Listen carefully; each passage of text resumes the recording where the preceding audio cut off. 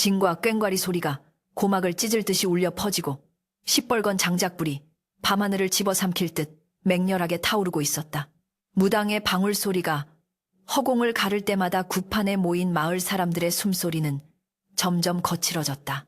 작두날 위를 춤추듯 오가는 무당의 서슬, 퍼런 눈빛이 좌중을 압도하고 돼지머리가 올려진 제사상 위로 희뿌연 연기가 피어올라 산자와 죽은 자의 경계를 흐릿하게 만들고 있었다. 바로 그때 마치 지옥불에서 막 튀어나온 악귀처럼 헝클어진 머리칼을 휘날리며 누군가가 구판의 한가운데로 미친 듯이 뛰어들었다. 으아. 짐승의 포효와도 같은 기괴한 비명소리가 꽹과리 소리를 뚫고 터져나왔다.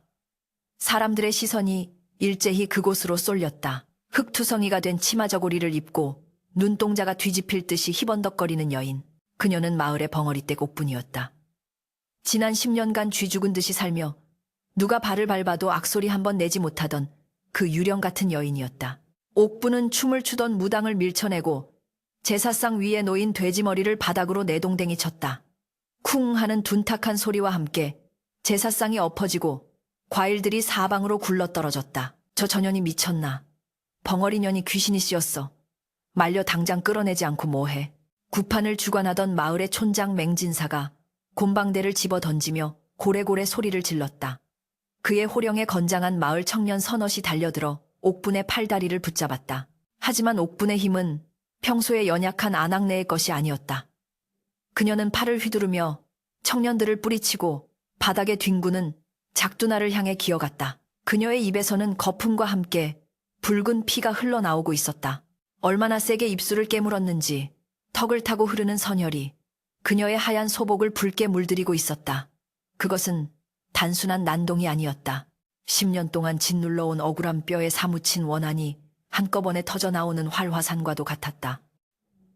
옥부는 작두나를 집어드는 대신 맨손으로 맹진사가 앉아있는 상석을 가리켰다. 그녀의 손가락 끝은 맹진사의 미간을 정확히 조준하고 있었고 손톱 밑에는 흙과 피가 엉겨붙어 있었다. 맹진사는 순간 등골이 서늘해짐을 느꼈다. 옥분의 눈빛은 사람의 것이 아니었다. 그것은 10년 전 비오는 밤에 억울하게 죽어간 원귀의 눈빛과 똑 닮아 있었다. 옥분의 모굴대가 터질 듯이 부풀어 올랐다. 막혀있던 본물이 터지기 직전의 댐처럼 그녀의 성대는 찢어지는 고통을 감내하며 소리를 만들어내려 안간힘을 쓰고 있었다. 청년들이 다시 그녀를 제압하려 달려들었을 때 기적 같은 아니 재앙과도 같은 일이 벌어졌다. 아니야. 병이 아니야. 녹슨 쇠를 긁는 듯한 거칠고 탁한 목소리가 옥분의 입에서 터져나왔다. 10년 만이었다. 10년이라는 긴 세월 동안 침묵의 감옥에 갇혀있던 그녀의 혀가 풀리는 순간이었다. 구판은 순식간에 찬물을 끼얹은 듯 정적에 휩싸였다. 꽹과리를 치던 상세도, 춤을 추던 무당도, 구경하던 마을 사람들도 모두 입을 벌린 채 얼어붙었다. 벙어리가 말을 했다. 그것도 귀신 들린 헛소리가 아니라 너무나도 또렷하고 서슬퍼런 사람의 말을. 옥부는 자신을 붙잡고 있는 청년들의 손을 뿌리치고 비틀거리며 일어섰다. 그녀의 다리는 후들거렸지만 맹진사를 향한 걸음은 멈추지 않았다. 그녀는 피 섞인 침을 바닥에 뱉으며 소리쳤다. 목소리는 갈라지고 찢어졌지만 그 울림은 천둥보다 컸다. 내 서방. 칠성이는 연병 장티푸스로 죽은 게 아니여 저놈이. 저 인면수심, 련면소신의 짐승만도 못한 맹진사놈이 죽였어. 내가 봤어. 내 두 눈으로 똑똑히 봤단 말이여. 사람들의 웅성거림이 파도처럼 일렁였다. 칠성이 누구인가? 10년 전 마을에 돌았던 돌림병으로 급사했다고 알려진 옥분의 전 남편이었다. 착하고 성실하기로 소문났던 그가 하루아침에 피를 토하고 죽었을 때 마을 사람들은 모두 전염병을 두려워하며 서둘러 시신을 묻기에 급급했었다. 그런데 그 죽음이 병사가 아니라 살인이라니. 그것도 마을의 가장 큰 어른인 맹진사가 범인이라니. 맹진사의 얼굴이 흑빛으로 변했다가 이내 불그락푸르락해졌다. 그는 자리에서 벌떡 일어나며 지팡이로 바닥을 내리쳤다. 이 미친년이 기어이 귀신이 들려 헛소리를 짓거리는구나. 10년 동안 벙어리 흉내를 내더니 이제는 요물짓을 해. 여봐라. 저 년을 당장 멍석에 말아라. 동네 망신시키기 전에 입을 찢어놔야 한다. 맹진사의 서슬퍼런 명령에 머슴들이 주춤거리며 다가왔다. 하지만 옥부는 물러서지 않았다. 그녀는 옥고름을 풀어 헤치며 가슴을 쳤다. 죽여라 그래. 나도 죽여라. 10년 전 내 서방 죽일 때처럼 나도 죽여서 저 땅 구석에 파묻어라. 하지만 내 입은 못 막는다. 내 서방 칠성이 저놈이 곰방대로 머리통을 내려쳐서 죽였다. 그리고는 병으로 죽었다. 속이고 산 채로 거적에 말아 버드나무 아래 묻었어. 버드나무 아래 사람들 사이에서 비명 섞인 탄식이 흘러나왔다. 마을 어귀에 있는 늙은 버드나무. 그곳은 흉흉한 소문이 돌아 아무도 가지 않는 곳이었다. 옥분의 말은 너무나 구체적이고 끔찍했다. 맹진사가 범행 도구로 썼다는 곰방대, 그리고 시신을 유기한 장소까지 단순히 미친 사람의 헛소리로 치부하기에는 그녀의 눈빛이 너무나 형형했다. 닥쳐라, 닥치지 못할까? 맹진사가 직접 옥분에게 달려들어 뺨을 후려쳤다. 짝하는 날카로운 파열음과 함께 옥분이 바닥으로 나뒹굴었다. 입가에서 다시 붉은 피가 터져나왔다. 맹진사는 숨을 헐떡이며 옥분을 발로 짓밟으려 했다. 이년이 감히 누구 안전이라고. 내년이 10년 전 그날 밤 뭘 봤다고 짓거리는 게냐. 네가 살고 싶어 환장을 했구나. 그때였다. 그만두시오. 군중 속에서 우직한 목소리가 들려왔다. 곰 같은 덩치의 사내가 인파를 헤치고 튀어나와 맹진사의 앞을 가로막았다. 옥분의 현재 남편 나무꾼 덕구였다. 그는 엎어진 옥분을 일으켜 세워 자신의 등 뒤로 보호했다. 덕구의 눈은 두려움으로 떨리고 있었지만 아내를 지키겠다는 의지 하나로 버티고 있었다. 어르신 말로 하십시오.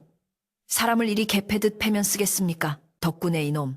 내 마누라 단속을 어찌했기에 구판을 난장판으로 만들어 전연이 지금 나를 살인자로 몰고 있지 않느냐. 맹진사가 삿대질을 하며 고함을 쳤다. 덕구는 등 뒤에서 부들부들 떨고 있는 옥분의 손을 꽉 잡았다.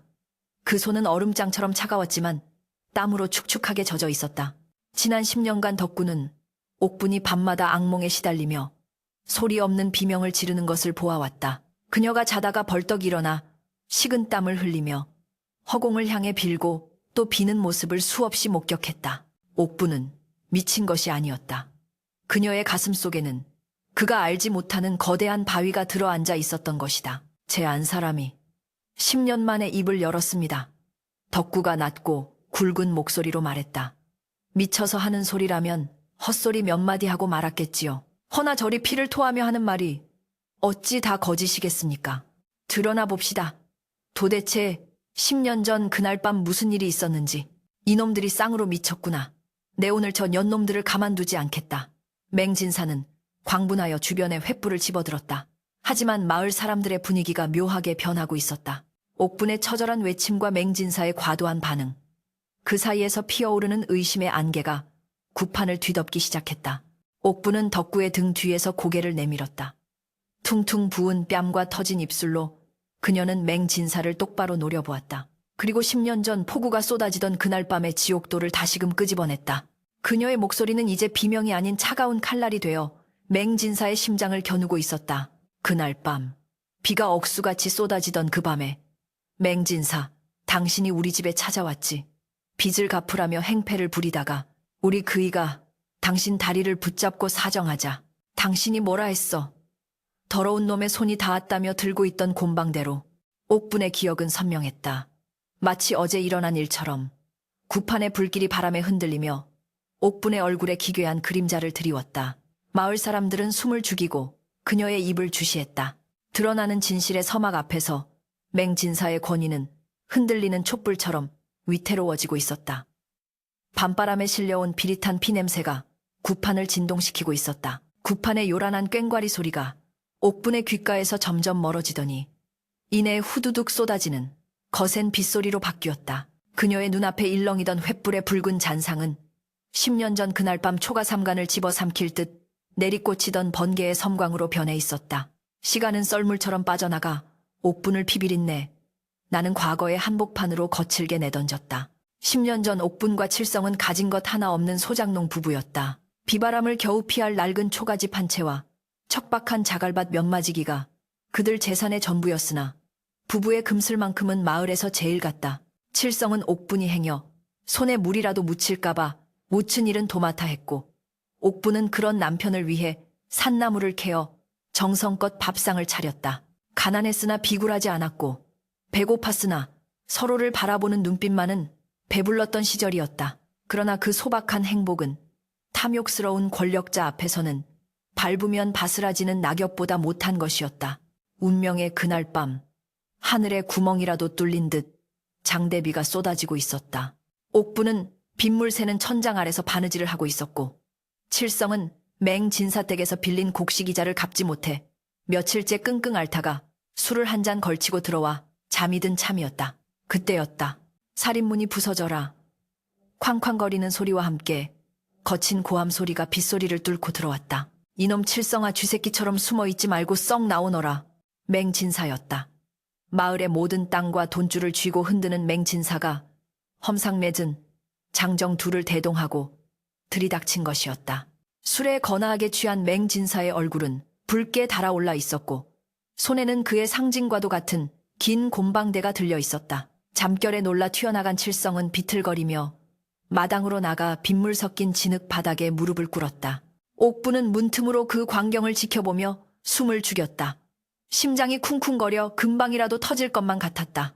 어르신, 이 야밤에 어인일이십니까요? 칠성이 조아리며 물었다.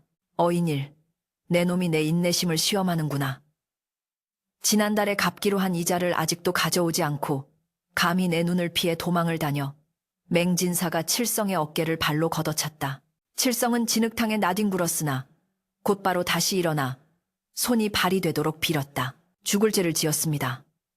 어르신아오나, 이번 보릿고개만 넘기면, 이번 가을 추수만 끝나면 원금까지 쳐서 꼭 갚겠습니다. 제발 한 번만 봐주십시오. 집에 병든 처가 굶고 있습니다요. 칠성의 애원은 처절했다. 하지만 그 애원은 오히려 맹진사의 심기를 건드린 듯했다. 맹진사는 비릿한 웃음을 흘리며 칠성의 멱살을 잡고 일으켜 세웠다. 병든 처. 그래, 내 마누라 옥분이 말이냐. 그년 참 반반하게 생겼더구나.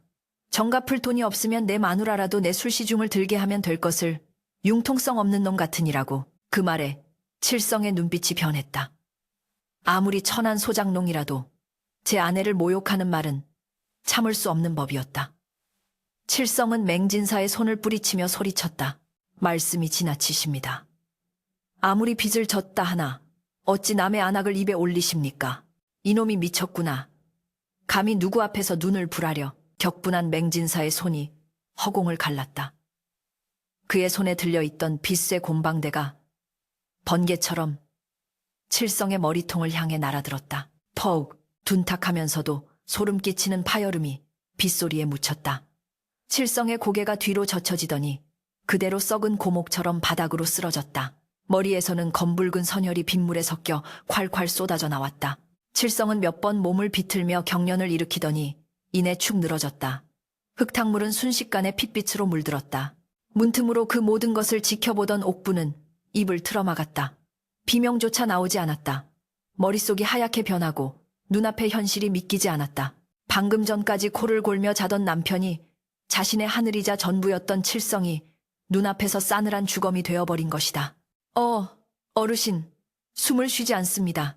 장정 하나가 칠성의 코 밑에 손을 대보고는 사색이 되어 말했다. 맹진사도 술이 확 깨는 듯했다. 살인을 할 의도는 없었을 것이다. 그저 분풀이나 하려던 것이 돌이킬 수 없는 강을 건너버린 셈이었다. 맹진사는 잠시 당황한 기색을 보였으나 이내 표독스러운 눈빛을 회복했다. 그는 주변을 두리번거렸다. 재수없는 놈. 맷집도 없는 놈이 대들기는. 여봐라, 이놈을 당장 거적에 말아라. 아무도 모르게 처리해야 한다. 그때 방문이 벌컥 열리며 옥분이 뛰쳐나왔다. 그녀는 빗속을 뚫고 달려가 남편의 시신을 끌어안았다. 여보, 눈 좀 떠봐요. 칠성씨. 그녀의 절규는 빗소리를 찍고 하늘에 닿을 듯했다. 옥분은 피투성이가 된 남편의 얼굴을 가슴에 파묻고 짐승처럼 울부짖었다. 그리고 고개를 들어 살인자 맹진사를 노려보았다. 살려내, 내 남편 살려내. 이 살인자 악마 같은 놈. 옥부는 맹진사의 바짓가랑이를 잡고 늘어졌다. 그녀의 눈에서는 눈물 대신 핏물이 흐르는 듯했다. 맹진사는 옥분을 발로 차서 떼어냈다. 하지만 옥부는 끈질기게 다시 달려들었다. 그녀는 공포 따위는 이미 잊은 지 오래였다. 눈앞에 있는 것은 마을에 존경받는 촌장이 아니라 남편을 죽인 원수일 뿐이었다. 이거 놔라! 이 미친년이 맹진사는 옥분을 밀쳐내고 곤방대를 들어 올리려 했다. 하지만 장정들이 말렸다. 어르신 보는 눈이 있을지 모릅니다. 여자까지 죽이면 일이 너무 커집니다. 맹진사는 거친 숨을 몰아쉬며 옥분을 내려다보았다. 그의 머릿속에서 빠르게 계산이 돌아갔다. 죽일 수는 없다. 그렇다고 살려두면 이 입을 놀려 자신이 살인자임이 밝혀질 것이다. 맹진사의 눈이 뱀처럼 가늘어졌다. 그는 품속에서 작은 약포 하나를 꺼냈다. 그리고 장정들에게 눈짓을 했다. 붙잡아라. 인연의 입을 영원히 다물게 해주마. 장정들이 달려들어 옥분의 팔다리를 결박했다. 옥분은 발버둥 쳤지만 건장한 사내들의 힘을 당해낼 수는 없었다. 맹진사는 옥분의 머리채를 잡아 억지로 고개를 젖히게 했다. 빗물이 옥분의 얼굴로 쏟아져 내렸다. 잘 듣거라. 내년이 오늘 밤 본 것을 입 밖으로 내는 순간 네 놈의 시신은 갈기갈기 찢겨 짐승밥이 될 것이다. 어디 그뿐인 줄 아느냐. 맹진사는 옥분의 귀에 대고 나직이 속삭였다. 그 목소리는 지옥에서 올라온 악마의 속삭임 같았다. 옆마을에 사는 내 늙은 호러미와 남동생. 내가 모를 줄 알았느냐. 내가 입을 뻥긋하는 순간 내 친정 식구들은 쥐도 새도 모르게 불에 타 죽을 것이다. 관아의 고발을 해보거라. 사또는 내 술친구다. 누가 미친 과부의 말을 믿어주겠느냐. 가족. 옥분의 발버둥이 멈췄다. 칠성은 죽었지만 친정 식구들은 살아있었다. 맹진사는 옥분의 가장 약한 고리를 정확히 찌르고 있었다. 절망과 공포가 옥분의 눈동자를 뒤덮었다. 맹진사는 옥분의 입을 억지로 벌렸다. 이것은 내 잡이다. 네가 헛된 말을 하지 못하도록 도와주는 것이야. 그는 약포에 든 정체불명의 가루를 옥분의 입안에 털어넣었다. 그리고는 빗물을 한 바가지 퍼서 강제로 들이부었다. 으커그 타는 듯한 고통이 목구멍을 휩쓸고 지나갔다. 그것은 독초였다. 목소리를 앗아가고 성대를 녹여버리는 무당들이 쓴다는 저주받은 독초. 옥부는 고통에 몸부림치며 바닥을 굴렀다. 모간이 불덩이를 삼킨 듯 뜨거웠고 혀가 마비되어 말려 들어가는 것 같았다. 그녀는 본능적으로 혀를 깨물었다. 너무나 억울해서, 너무나 분해서 차라리 혀를 끊고 죽어버리고 싶었다. 입안에서 피가 한가득 고였다. 으아, 목소리가 나오지 않았다. 비명을 지르고 싶은데 쇳소리 같은 바람소리만 새어나올 뿐이었다. 옥부는 자신의 목을 감싸 쥐고 헛구역질을 했다. 맹진사는 그 꼴을 보며 차갑게 비웃었다. 이제 조용해졌구나. 명심해라. 칠성이는 연병으로 죽은 거다. 너는 충격을 받아 벙어리가 된 것이고 만약 딴 소리가 들리면 내 어미의 목을 내 눈앞에 던져주마. 장정들은 칠성의 시신을 거적에 말아 지게해졌다. 축 늘어진 남편의 팔이 거적 밖으로 삐져나와 빗물에 흔들렸다. 옥부는 기어서라도 그들을 쫓아가려 했으나 독기운과 충격으로 몸이 말을 듣지 않았다. 시야가 점점 흐려졌다. 멀어지는 맹진사의 뒷모습과 빗속으로 사라지는 남편의 시신. 안 돼. 가지마, 여보. 옥부는 마음속으로 수천 번 수만 번 남편을 불렀으나 입 밖으로 나온 것은 처절한 침묵뿐이었다. 그녀는 진흙탕에 얼굴을 묻고 오열했다. 소리 없는 통곡이었다. 빗물인지 눈물인지 모를 액체가 그녀의 몸을 적셨다.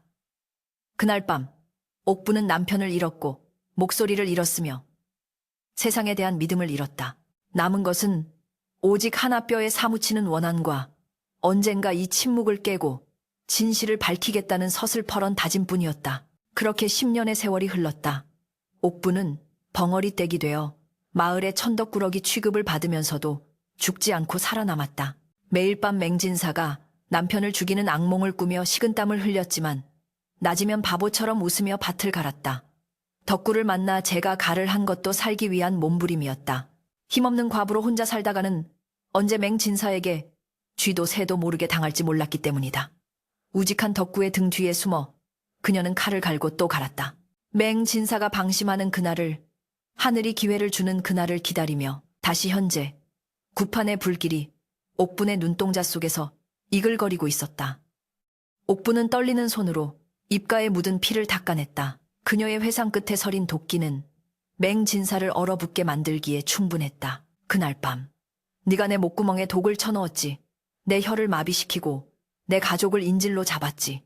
옥분의 목소리는 갈라지고 탁했으나 그 안에 담긴 힘은 맹진사의 귓전을 때리는 망치와 같았다. 허나 하늘이 무심치 않아 내 목소리를 돌려주셨다. 맹진사, 이제 내 차례다. 네가 죽인 칠성이가 저 땅 밑에서 10년을 기다렸다. 내 놈의 목덜미를 물어뜯기 위해서. 옥분의 선언에 맹진사는 뒷걸음질 쳤다. 공포였다. 10년 전 자신이 묻어버렸다고 생각했던 진실이 억눌린 벙어리의 입을 통해 무덤을 깨고 기어나온 것이다. 구판의 공기가 팽팽하게 당겨졌다. 구판은 순식간에 아수라장으로 돌변했다. 10년 묵은 진실을 토해낸 옥분의 목소리가 밤하늘에 메아리치자 맹진사의 얼굴은 공포를 넘어선 광기로 일그러졌다. 그는 자신의 치부가 드러난 것에 대한 수치심과 살인죄가 밝혀질지도 모른다는 두려움을 덮기 위해 더욱 크게 고함을 질렀다. 맹진사는 횃불을 휘두르며 마을 사람들을 선동하기 시작했다. 그의 목소리는 교활한 뱀의 혀처럼 사람들의 불안감을 파고들었다. 저 전연의 눈을 보아라. 저게 사람의 눈이더냐. 귀신이 씌어도 단단히 씌었다. 10년 전 죽은 남편 귀신이 옥분년의 몸을 빌려 산 사람을 해코지하려는 것이다. 맹진사는 침을 튀기며 옥분을 손가락질했다. 이 마을에 돌림병이 돌아 사람들이 죽어나갈 때도 전연은 살아남지 않았더냐. 다 전연이 음기 인치가 강해 재앙을 불러온 탓이다. 이제는 멀쩡한 촌장까지 살인자로 몰아세우니 인연을 살려두었다간 우리 마을 전체가 화를 입을 것이다. 맹진사의 선동은 효과가 있었다. 구판의 열기에 취해 이성을 잃어가던 마을 사람들은 맹진사의 말에 동요하기 시작했다. 그들은 옥분의 처절한 고백보다는 당장 눈앞에 보이는 맹진사의 권세와 귀신이라는 보이지 않는 공포에 더 쉽게 반응했다. 누군가가 먼저 돌멩이 하나를 집어들었다. 그래, 벙어리가 갑자기 말을 하는 게 말이 돼. 요물이야. 요물 군중 심리는 마른 장작에 불이 붙듯 순식간에 번져나갔다. 멍석을 가져와라. 저 미친년을 멍석에 말아. 마을 밖으로 내치거나 아주 뼈를 부러뜨려 놔야 귀신이 나갈 것이다. 맹진사의 명령이 떨어지자 평소 맹진사의 밭을 붙이며 눈칫밥을 먹던 청년들이 헛간에서 거친 지푸라기로 짠 멍석을 질질 끌고 나왔다. 옥부는 그 광경을 보며 피 섞인 웃음을 터뜨렸다. 허탈하고도 비참한 웃음이었다. 저들 중에는 옥분이 캔 산나물을 얻어먹은 이도 있었고 옥분이 남몰래 쥐어준 약초로 병을 고친 이도 있었다. 그러나 권력 앞에서는, 그리고 공포 앞에서는 그 모든 은혜가 한 줌의 재보다 가벼웠다. 와서 묶어라. 나를 죽여라. 하지만 내 입을 막으려면 내 목을 잘라야 할 것이다. 옥부는 멍석을 들고 다가오는 장정들을 향해 악을 썼다. 목구멍이 찢어지는 듯 아팠지만 그녀는 멈추지 않았다. 맹진사, 내 놈이 마을 사람들의 눈과 귀를 가릴 수는 있어도 하늘의 눈까지 가릴 수는 없다. 내 칠성이 오빠가 보고 있다. 내 놈의 추악한 낯짝을 다 보고 있단 말이다. 입을 찢어버릴 년 당장 쳐라. 뭘 꾸물거리는 게냐. 맹진사가 길길이 날뛰었다. 장정들이 옥분을 덮치려던 찰나였다.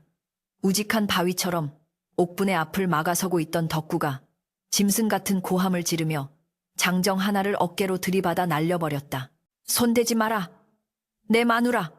몸에 손끝 하나라도 되는 놈은 오늘 내가 저승길 길동무로 삼을 것이다. 덕구의 눈은 핏발이 서 있었고 손에는 어디서 주웠는지 모를 굵은 장작개비가 들려 있었다. 평소 곰처럼 순하고 말없던 덕구의 돌변한 모습에 장정들이 흠칫 놀라 뒷걸음질 쳤다. 덕구는 옥분을 자신의 등 뒤로 완전히 감추고 맹진사와 마을 사람들을 향해 섰다. 그의 등은 넓고 단단했으며 공포에 떠는 옥분에게 유일하게 안전한 성벽이었다. 덕구 자네 미쳤나?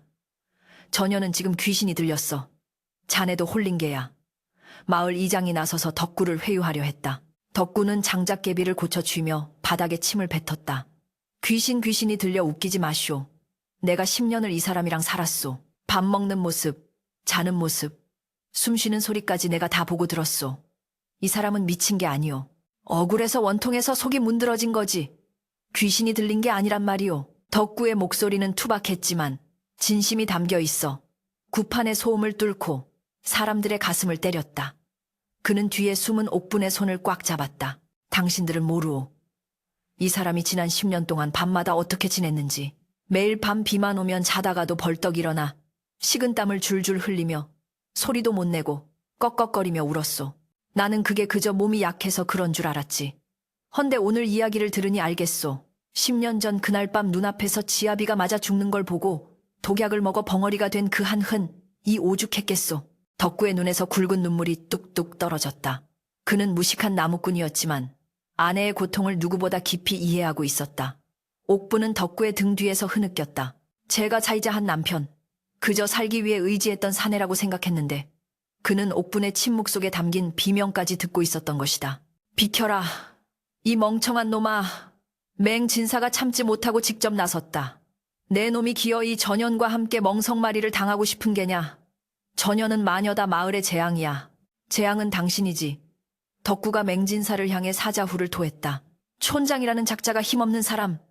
빚돈 몇 푼 때문에 때려 죽이고 그 아내까지 병신을 만들어. 그러고도 네가 사람이냐. 네가 짐승이지.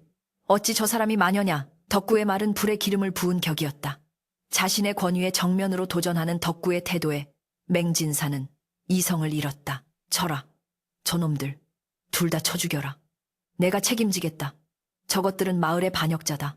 맹진사의 서슬퍼런 명령에 맹진사의 사병이나 다름없는 머슴들이 몽둥이를 들고 달려들었다. 이번에는 망설임이 없었다. 덕구는 장작개비를 휘두르며 필사적으로 저항했다. 퍽억 둔탁한 타격음과 함께 덕구의 어깨와 등에 몽둥이 찜질이 가해졌다. 하지만 덕구는 비명 한 번 지르지 않고 옥분을 감싸 안은 채 버텼다. 여보, 비켜요. 나 때문에 당신까지 죽어요. 제발 비켜. 옥분이 덕구를 밀어내려 했지만 덕구는 요지부동이었다. 그는 피가 흐르는 이마를 닦으며 씩 웃었다. 내 평생 당신 목소리 한번 듣는 게 소원이었는데 오늘 들었으니 됐어. 내 당신 털끝 하나 안 다치게 할 테니 걱정 마. 옥분의 가슴이 무너져 내렸다. 피투성이가 되어서도 자신을 향해 웃어주는 이 바보 같은 사내. 전 남편 칠성이 억울하게 죽어간 그날 밤에 악몽이 되살아나는 듯했다. 또다시 소중한 사람을 잃을 수는 없었다. 옥분의 눈빛이 다시금 표독스럽게 변했다. 그녀는 덕구의 품에서 빠져나와 바닥에 떨어진 깨진 옹기 조각을 집어들었다. 날카로운 파편을 자신의 목에 겨누었다. 멈춰라. 한 발자국만 더 오면 내 여기서 자결하고 원귀가 되어 너희들 씨를 말려버릴 것이다. 옥분의 서슬퍼런 위협에 몽둥이를 휘두르던 머슴들이 주춤했다. 그녀의 목에서 붉은 피가 방울져 흘러내렸다. 그것은 흉내만 내는 것이 아니었다. 진짜로 죽을 각오가 된 사람만이 뿜어낼 수 있는 살기였다. 이 독한 년. 맹진사도 질린 듯 뒷걸음질 쳤다. 그때 옥부는 군중 속에 섞여있는 낯익은 얼굴들을 하나하나 노려보았다. 김씨 아저씨, 박씨 아주머니, 최씨 할멈. 모두 옥분과 이웃하며 살았던 사람들이었다. 보시오. 당신들, 내가 미친 것 같소. 내가 10년 동안 벙어리 흉내를 낼 만큼 독해 보이오. 나는 그저 살고 싶었소. 내 가족을 지키고 싶었소. 그런데 저 악마가 내 입을 막고 내 눈을 가렸소. 당신들도 똑같아. 맹진사가 무서워서. 칠성이 오빠가 죽었을 때 쉬쉬하고 덮어버린 거 내가 모를 줄 알아. 오늘 나를 죽이면 다음 차례는 당신들이야. 맹진사는 제 뜻에 안 맞으면 누구든 죽일 놈이란 말이오. 옥분의 피 끓는 일갈에 마을 사람들의 눈빛이 흔들렸다. 죄책감과 두려움, 그리고 의심이 교차했다. 맹진사는 분위기가 심상치 않게 돌아가는 것을 느꼈다. 이대로 시간을 끌면 안 된다. 전현이 주둥이를 놀리지 못하게 해. 당장 쳐 죽여. 맹진사가 머슴의 몽둥이를 빼앗아 들고 직접 덕구와 옥분에게 달려들었다. 사레가 번뜩이는 맹진사의 몽둥이가 덕구의 정수리를 향해 날아들었다. 덕구는 피할 수 없음을 직감하고 옥분을 끌어안으며 눈을 감았다. 휙. 바람을 가르는 소리와 함께 몽둥이가 내려쳐지려는 절체절명의 순간이었다. 멈추어라. 우렁찬 호령 소리가 구판을 뒤흔들었다. 맹진사의 몽둥이가 허공에서 딱 멈췄다. 모든 시선이 소리가 난 쪽으로 쏠렸다. 마을 어귀 어둠 속에서 수십 개의 횃불이 뱀처럼 구불거리며 다가오고 있었다. 그리고 그 횃불 행렬의 선두에 관복을 입은 사내가 말을 타고 위풍당당하게 서 있었다. 인근 고을의 원님 사또였다. 관아의 사또나리께서 행차하셨다. 모두 무릎을 꿇어라. 포졸들의 외침이 밤하늘을 갈랐다.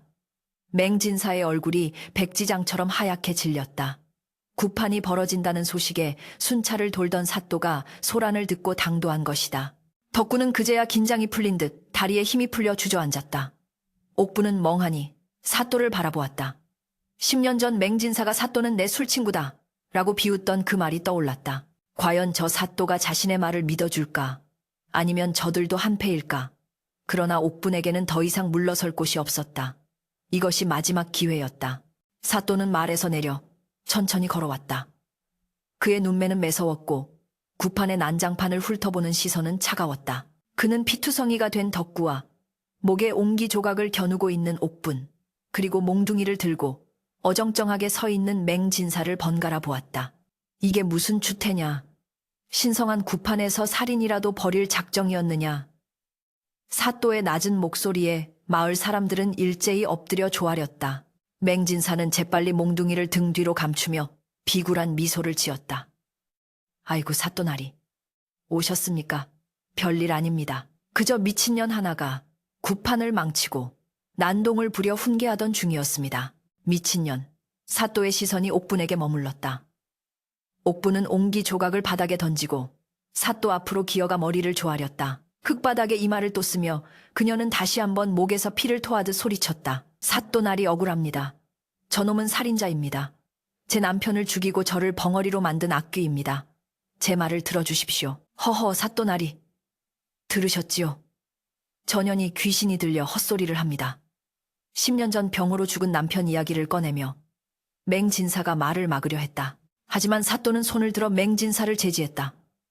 시끄럽다. 내 귀가 있으니 내가 듣고 판단하겠다. 사또는 옥분 앞으로 다가와 쭈그리고 앉아 눈을 맞췄다. 네가 10년 만에 입을 열었다는 그 여인이냐? 네 몰골을 보니 미친 것 같지는 않구나. 그래, 네가 본 것이 무엇이냐? 네 남편이 묻힌 곳이 어디란 말이냐? 사또의 질문은 뜻밖에도 전곡을 찔렀다. 옥분은 떨리는 손가락을 들어 마을 어귀를 가리켰다.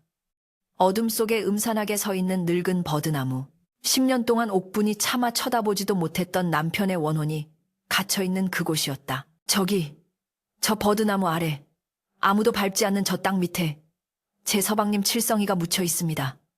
머리에 구멍이 뚫린 채 맹진사가 쓰던 곰방대에 맞아 죽은 그대로. 옥분의 증언은 너무나 구체적이었다.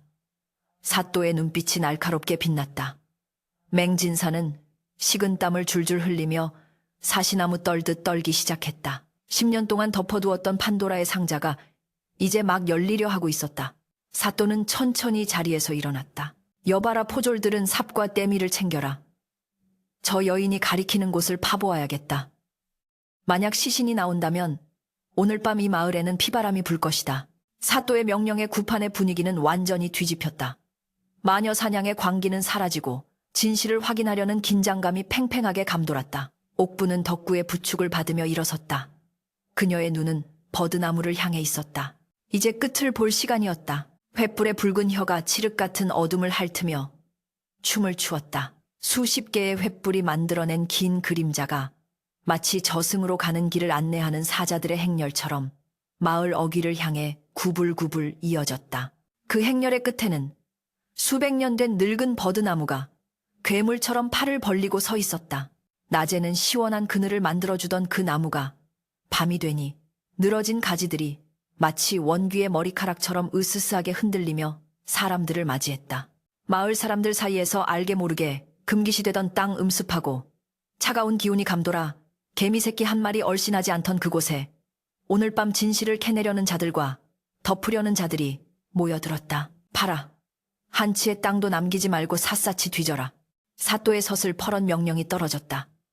관아의 포졸들과 마을의 장정들이 삽과 와미를 들고 버드나무 아래로 달려들었다. 흙을 파내는 둔탁한 소리가 정적을 깨고 밤하늘에 울려 퍼졌다. 퍽퍽 쓱싹. 그 소리는 마치 10년 전 멈춰버린 칠성의 심장 소리를 다시 뛰게 하려는 심폐소생술과도 같았다. 옥부는 덕구의 부축을 받은 채 흙먼지가 날리는 구덩이를 뚫어지라 응시했다. 그녀의 눈에서는 초점이 사라진 지 오래였고 오직 깊은 슬픔과 살기만이 뒤엉켜 이글거리고 있었다. 맹진사는 사색이 되어 그 광경을 지켜보고 있었다. 식은땀이 비오듯 쏟아져 그의 비단옷을 축축하게 적셨다. 그는 어떻게든 이 상황을 막아야 했다. 이대로 시신이 나온다면 자신의 부귀영화는 물론 목숨까지도 끝장이라는 것을 누구보다 잘 알고 있었다. 그는 짐짓 호통을 치며 앞으로 나섰다. 사또나리 이는 부당합니다. 이곳은 마을의 수호신이 깃든 신성한 곳입니다. 미친년의 헛소리만 믿고 땅을 파헤치다니요. 만약 아무것도 나오지 않는다면 마을의 지맥을 끄는 책임을 어찌 지시렵니까? 맹진사의 목소리는 떨리고 있었지만 마지막 발악과도 같은 기세가 실려 있었다. 마을 사람들 중 몇몇이 동요하며 수군거렸다.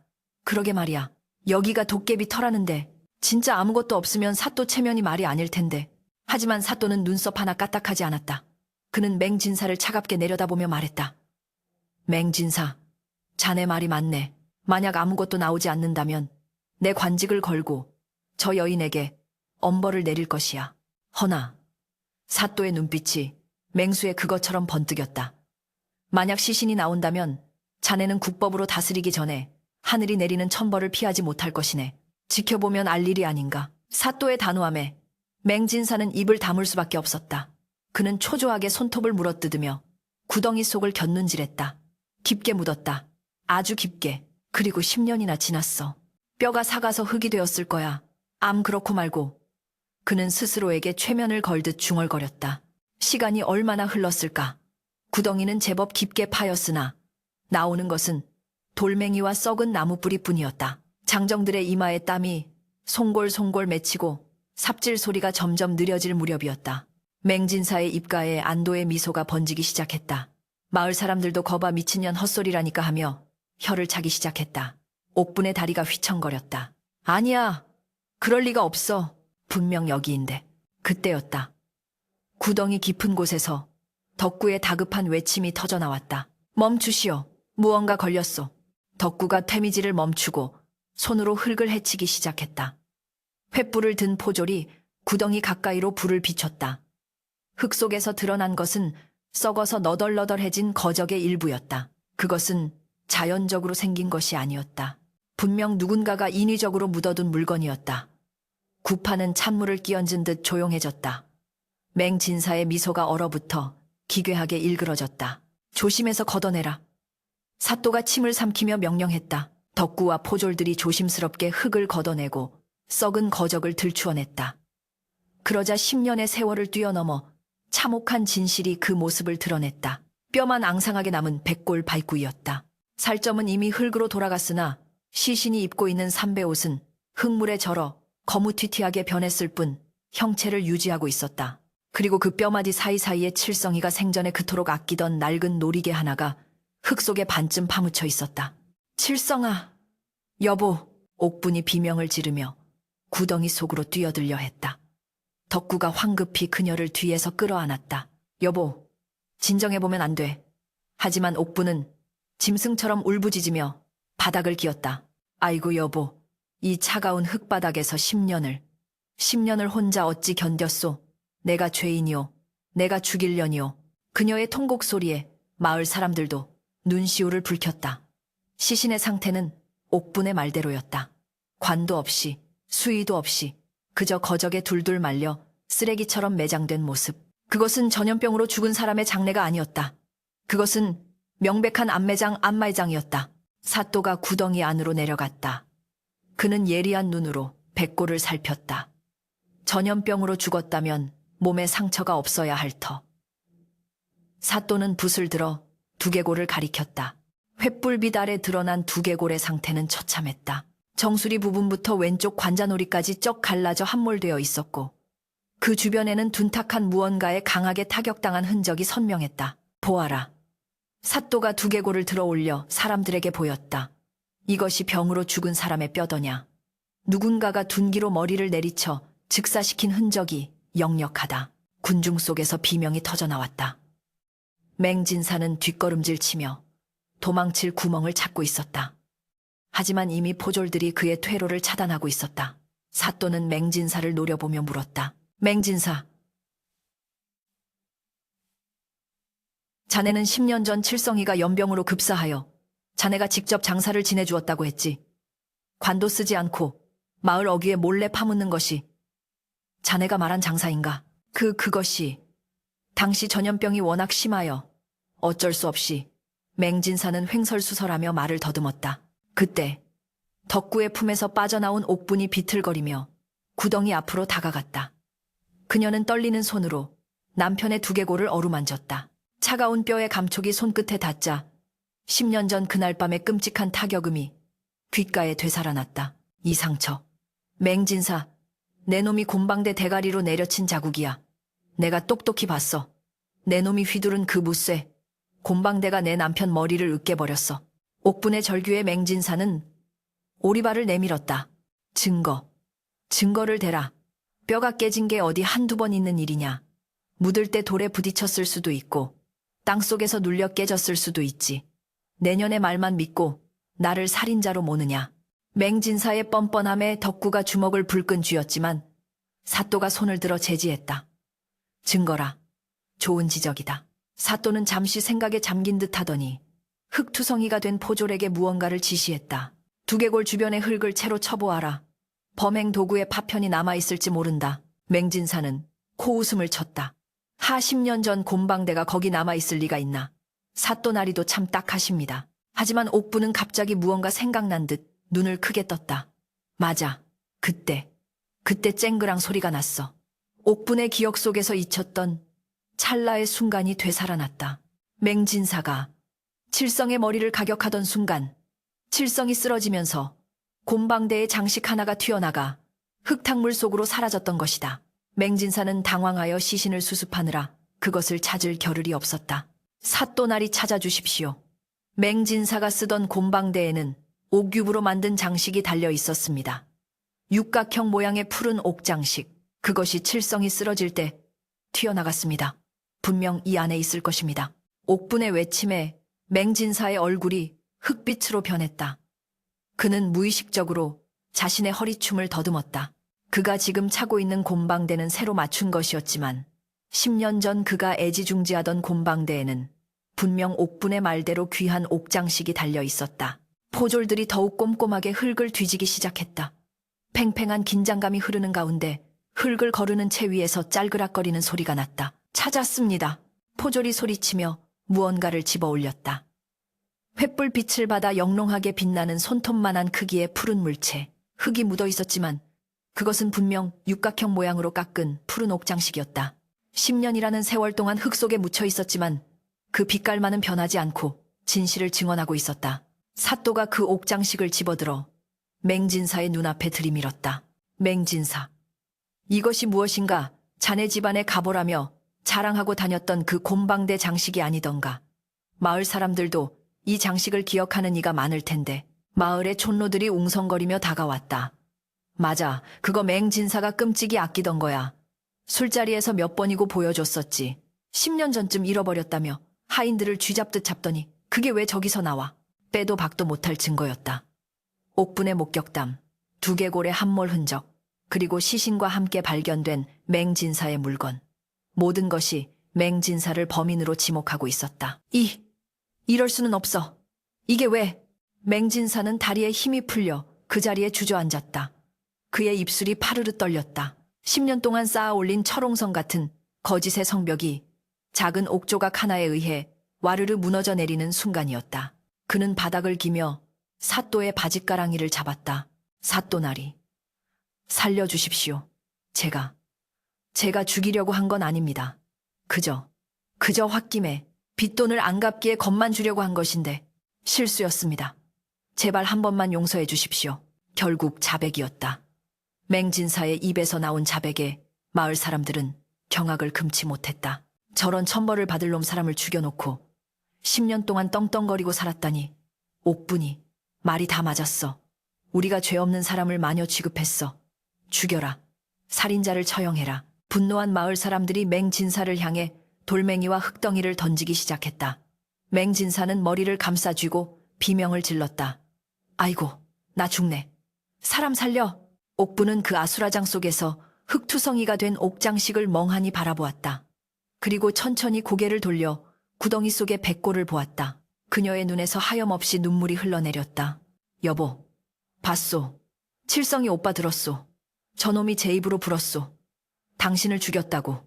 10년 만에.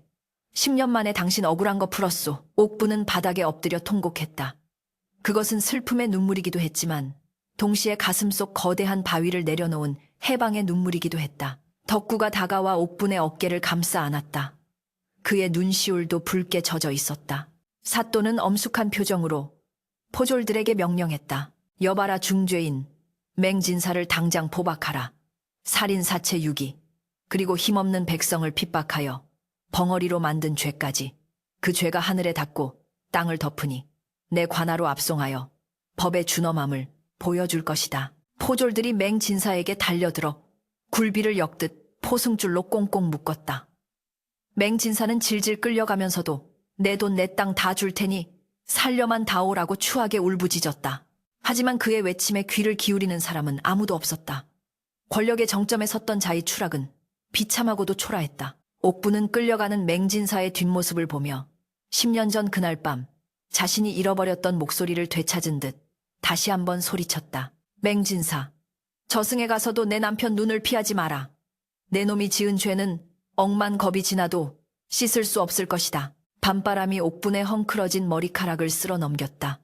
버드나무 가지가 바람에 흔들리며 쏴 소리를 냈다. 마치 칠성의 영혼이 옥분에게 고맙다 고생했다라고 속삭이는 듯했다.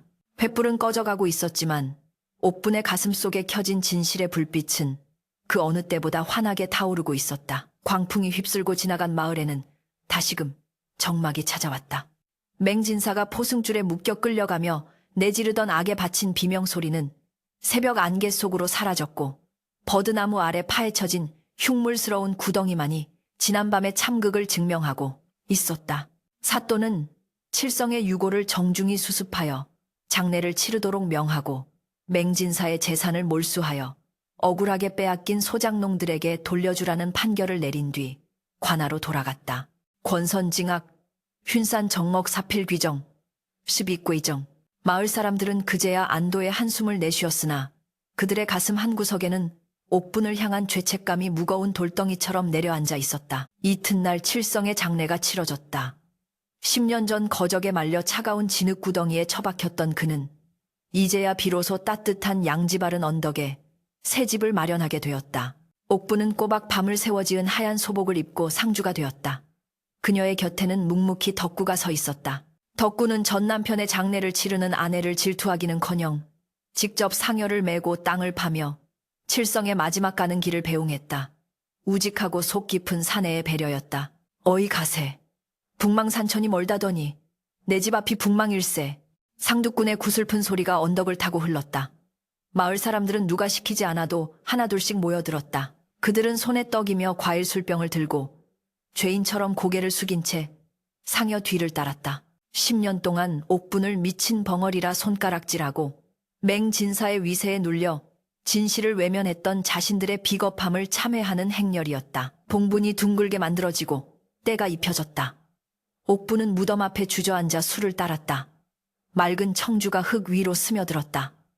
옥분은 떨리는 손으로 비석을 쓰다듬었다. 왕후 치싱즈무, 망부 칠성지묘.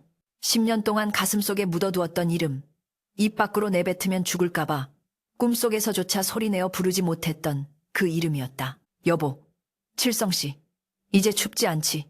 이제 아프지 않지. 옥분의 목소리는 잔잔했다. 지난밤의 도끼 어린 외침은 사라지고 그리움과 회한이 담긴 물기, 어린 목소리만이 남았다. 내가 미안해. 너무 늦어서 미안해. 당신 억울한 거 풀어주는데 10년이나 걸렸어. 그 차가운 버드나무 밑에서 얼마나 무섭고 외로웠을까. 이제 다 잊고 나쁜 기억 다 버리고 부디 좋은 곳으로 가요. 다음 생에는 부디 힘있는 집 자식으로 태어나서 억울한 일 당하지 말고 평생 호강하며 살아요. 옥부는 오열했다. 10년 묵은 한흔, 이 눈물이 되어 쏟아져 나왔다.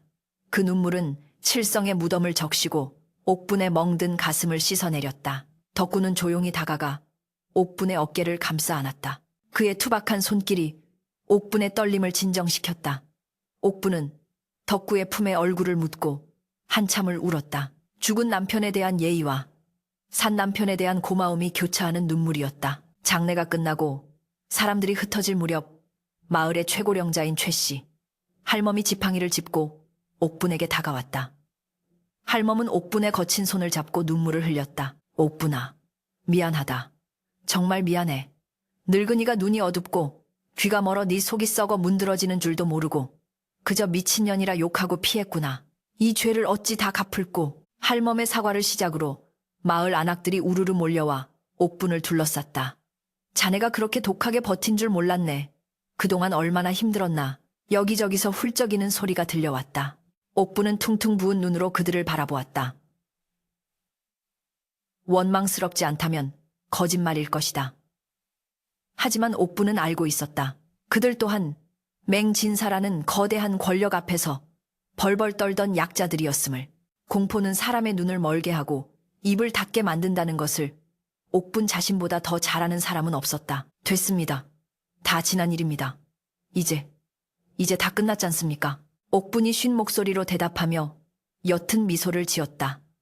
용서였다. 그것은 그들을 위한 것이 아니라 옥분 자신을 위한 용서였다.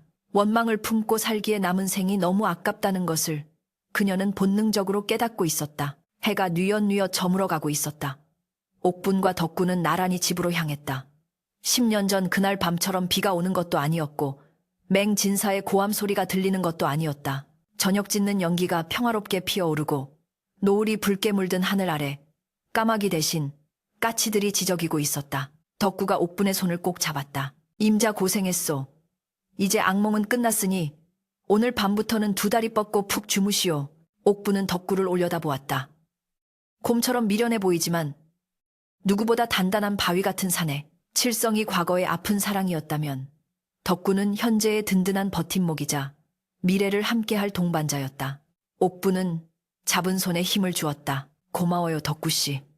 당신 아니었으면 나 혼자서는 못했을 거예요. 당신이 내 목소리가 되어줬고 내 방패가 되어줬어요. 덕구는 쑥스러운 듯 뒷머리를 긁적였다.